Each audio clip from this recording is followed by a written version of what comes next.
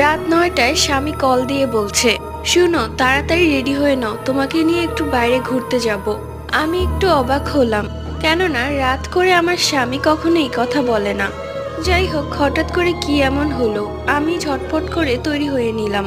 স্বামী এসে calling bell টিপ দিতেই আমি বললাম, চলো আমি তৈরি হয়েছি।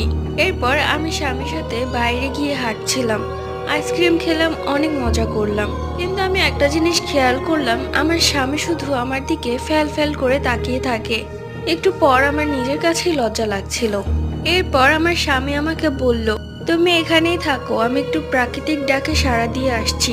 আমিও বললাম, ঠিক আছে তুমি যাও, তাড়াতাড়ি চলে এসো। উনি যাওয়ার পর আমি এক কোণায় দাঁড়িয়ে আইসক্রিম খাচ্ছিলাম। কিছুক্ষণ পর আমার চোখ যায় সামনের বড় রাস্তায়।